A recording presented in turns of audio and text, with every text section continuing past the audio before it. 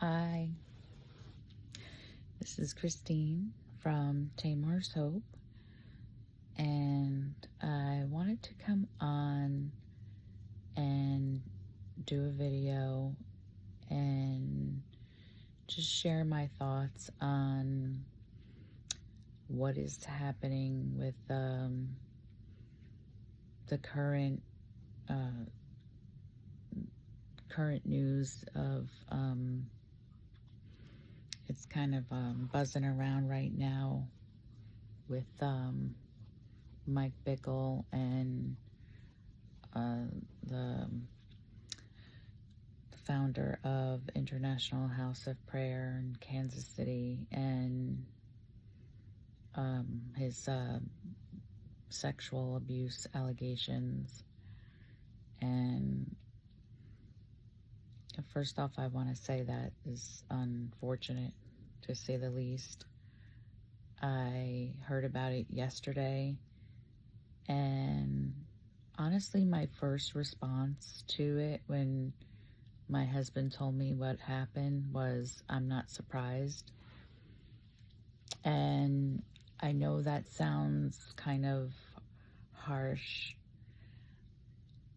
but the reason that I say that is because as a survivor of sexual abuse and assault, I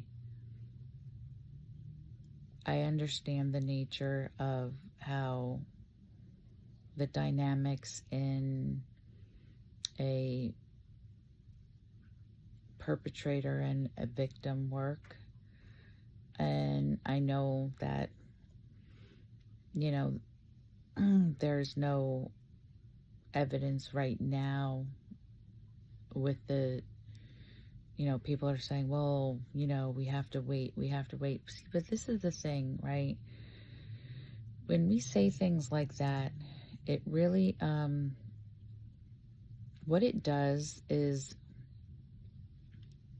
it makes the victim and be put in a position of already having the challenge of coming out and first off, taking the first step in bringing it to the light. Because one of the hardest things with sexual abuse is that the perpetrator will always threaten.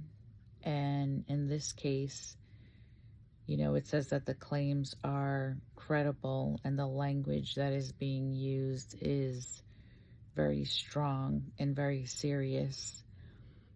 And this is something that has been said to be spanned over decades of, over the years, and with several different people and women. And now that it's come to the forefront, it's like there's this, the spiritual manipulation, the language that was going on, the intimidation. This is all very common of grooming. It's very common of threatening. This is all behavior that happens within a sexual abuse victim and a perpetrator's dynamic in their relationship. And the perpetrator will use all sorts of, just intimidation tactics, and trying to minimize, silence, and blame shift and control. And it's just all a psychological mind game. And so honestly, when I first heard the news, my first thought was, I'm not surprised.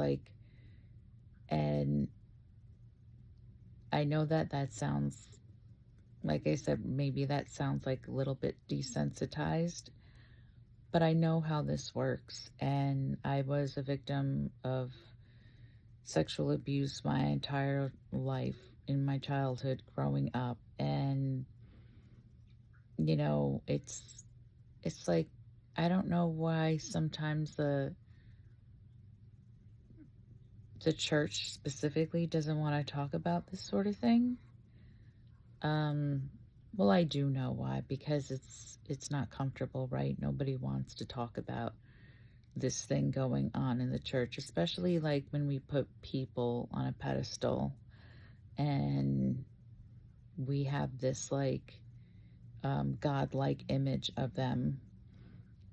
And I just want to say that my heart really goes out for these women and these people that have come forward, because um, we all need to be held to accountable and to a higher standard, and it just breaks my heart for those women and those victims, because it's like everybody, it seems like they just want to like kind of brush it under the rug, or they would, of course, they would rather not deal with it. But the reality is that these things do happen, and in the and yes, in the church, and and it's this is a good thing, because it's like things are being exposed and things are being brought into the light. And I just feel like it needs to be talked about. And people don't want to talk about it because it's uncomfortable, or it might like, you know, change the balance and the status quo of their thinking and what they want to believe, and like that. But that's all based in like power moves and just not the truth.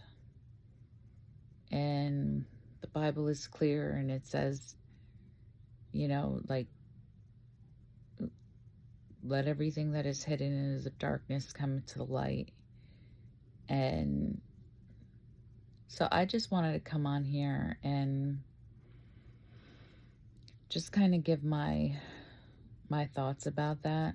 And I think it's a good thing that these women came forward, and I hope that they receive the healing that they need. And I just think it's an awful, awful situation all around. It wasn't just sexual abuse, it was spiritual manipulation, it was intimidation, it was a cover up, it was, it was just so many things. It was attempt at covering it up by spiritual manipulation, intimidation, um, denial. It is just bad on so many levels, and it really does need to be talked about, and it really needs to come to the light as it is happening now. And I just I don't know. I'm just like, I'm not surprised. Like I said, I'm really not surprised that this happened. And I just hope and pray that everything will get exposed that needs to get exposed. And I just wanted to come on here and share that. All right. Take care. Bye bye.